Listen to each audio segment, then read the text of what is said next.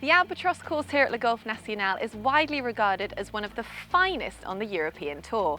Man of the moment, Tommy Fleetwood won here last year, and I caught up with him along with some of the other leading European players to find out just what challenges they'll be facing along with the Ryder Cup in September. As soon as you can curve the ball from left to right, it's going to be whatever it's going to be European and American players. I think that's the key to play really good on this golf course. You have some hole you can risk a little bit more, and someone you have to take care where you put the ball, in the fairway especially.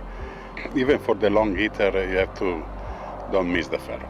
If you hit long, it's better because you can hit iron from the tee, but it's a good challenge. I think in 4-ball you can see a lot of birdie, but at the same time you have to be careful. What do you think the French fans will be like, and how challenging do you think the course is going to be? Well, the course is always extremely challenging. You know, you don't have to overpower it from the tee, as it doesn't serve any purpose. You need to hit any kind of, you know, direction, shape of the for the shots, right to left, left to right. You need to open the right angles. If the weather is a little bit iffy, you know, that will make it very difficult, because I know that the rough is quite lethal out there. Mm-hmm. I just love the course. I mean, you know, when you arrive on basically on the 11th tee, 12th tee, you have a breather on 13 if you find the fairway, and 14. But after that, the last 4, anything can happen. You can be 3 down and still win the game. Yeah. So I would think that it's going to be a great match play course. And as for the fan, you know, we have about 1 million golfers in France. They will be so enthusiastic. They're going to be so keen on being behind Team Europe. And yeah, you know, it's a one in a lifetime. So hosting the Ryder Cup in France is it's a phenomenal result for my peers as well, French professional and a lot of people. It's a dream come true. It's a great spectator course. I think in particular, obviously the finish. People always talk about the finish, 15 to 18. I do think that is a tremendous end to a Ryder Cup golf course. Anything can happen, good and bad, and I just think that's going to make for great. It's going to make for great viewing, which everybody loves, but it's going to be great to play. This is a golf course which to me has got better and better over the years. You know, when we started coming to Paris National, they had a lot of very tall fescue grass very close to the fairways. It was a very difficult golf course. It gets firm and fast around here, and over the years, you know, they've sculpted the rough better, they've cut the fescue back. I mean, the golf course has really improved over the years. There's a lot of great golf holes on this golf course where you just have to step up and hit good golf shots. You can't really get away with many bad ones. So from a European perspective, I think it suits the Europeans very well down to the ground. And again, the finishing holes are spectacular with a bit of water in there and a lot of birdie chances. So I think it's going to be a great spectacle for the Ryder Cup. We've been playing the French Open here for a long time, and you know, all those years we've always thought it'd make for a good Ryder Cup venue. There's a lot of water on the last few holes, you know, 15, 16 and 18 are all. There's water in play somewhere. I think it'll be fantastic, yeah. I've noticed they've taken a lot of bushes and stuff out in the rough and the surrounding hills, and I think it's brilliant really, because every hole is like a mini stadium. There's going to be people lining fairways, I've no doubt, and I think it'll be a fantastic week when it comes. Well, I think it's going to be a fantastic venue, to be honest, especially, you know, down the stretch, those last few holes with all the amphitheater that you have around the right-hand side of the 18, the backhand side of 16. You know, you see the whole 15. I think it's going to be fantastic, and on top of that, it's a golf course where I believe you don't have to be a long hitter. You're not going to use many drivers off the tee, I think, during that week, and it's going to be a tournament where precision is going to be key. A lot of rough, but I think what is really going to change the atmosphere is those last 4 holes. Generally, it gets so firm that it's only an iron off the tee, really.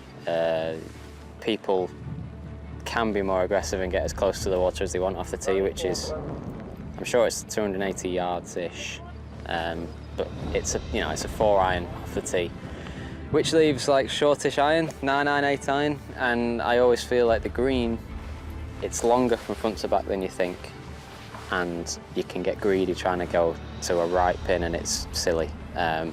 Anywhere middle and left of that green, I mean, that's the very basic way of playing it. Hit the fairway and hit the middle and left of the green and try and two-putt. But the players that get it wrong, you know, can either try and get too greedy off the tee. Because there's water on the right, people tend to maybe bail out a little bit left, and then, you know, it's easy in the rough to try and go for it, and that can cause all kind of problems. So it's 2 good shots are the #1 goal. Anything else, just don't be greedy and kind of take bogey. If you miss the fairway off the tee, just be sensible and try and make a 5. It depends if you have to make birdies or not. 16, you can bail out left a little bit, but if you go right, wind is into off the left, you know, the water is in play again there. 17 is a horrible tee shot. If you bail out right, and you got the rough here, the high stuff. If you try to hit it hard and you hit it left, the rough there is getting very high, and you see so many double bogeys and triple bogeys on that hole. Yeah. It's tricky. So 18 used to be par 5. That's totally different then. You know, you hit a 5 down there, pitching wedge, 9-iron, and you make 2 putts for a 5. But now, you know, it's a par 4. You take it a little bit more on. You know, if it's firm again, the 3 wood could ride down on the left in the water as well. So some guys hit driver over the right side now. Yeah. At least if you rip it down there, you have a wedge in. But the rough is there again and the bunkers, so it's very tricky. Anytime you're standing on the 18th tee box there with any pressure on, it's one of the toughest tee shots maybe of the year, followed by not a particularly easy second shot. Sometimes it's 3 when it's firm and fast. You really have to hit some kind of a fade down there, keep it away from the water. I made a 2 there in 2004, back in the par 5 days, but now they've moved the tee back and called it a par 4, and it is one of the toughest finishing holes. National, I think, is the finishing holes are fantastic because everybody is going to feel the ambience. So from 14 to 18, you know, the crowd's going to be, you're going to hear a lot of things because the golf course, you know, is set up, and from 18, 15, 16, 17, everybody's on the same place. So it's going to be a huge stadium. So that's great for the Ryder Cup. That's the reason this golf course is great for the Ryder Cup, because all the finishing holes are all together, and the players going to feel, you know, the difference up and down, and so that's going to be very interesting. I think the French Open became, for me, almost, I would say, the best tournament on the European Tour, because of the golf course, because of the history, obviously the success that I had here, the city, the people, the spectators, and then looking forward to 2018, the Ryder Cup, and the golf course becomes better every year. Getting the Ryder Cup, it brings more interest from the American side as well. So they come in and watch the course, and you know, we keep saying how good this course is and how good this tournament is, and it is getting bigger and bigger every year, and brings the best out of the players that do well this week. It's a great stretch, you know. It's tough, but you can make some birdies as well if you play well. Depends a lot on how the wind is, you know, which direction the wind is coming from. But it's obviously very exciting for the crowds because, you know, anything can happen in the last 4 holes. So it's a great way to finish a tournament. Anytime you're standing on the 18th tee box there with any pressure on, it's one of the toughest tee shots maybe of the year, followed by not a particularly easy second shot. They've moved the tee back and called it a par 4, and it is one of the toughest finishing holes. Nice to have won twice around here and had to have taken that last hole on, so it's a tough finish. With all the crowds around those holes, is going to be very, very loud, for sure, and it's going to be very exciting. You know how it feels to be on that 18th green in those crunch moments in a Ryder Cup. This is the perfect setup. It's island green. There's be an enormous grandstand. Can you describe how the players might be feeling at that point? Well, it's going to be a lot of pressure, for sure. Especially, you know, if the match can be decided right there. Through my experience, I've always been, you know, I've always tried to hold my emotions the best I could on the golf course, but when you talk about the Ryder Cup, that is very difficult to achieve.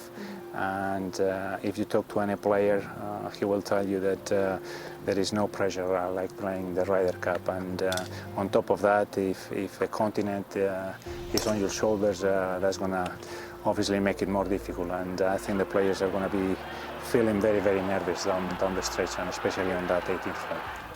So it's pretty much unanimous amongst the pros that this dramatic course layout will play a central part in the Ryder Cup come September.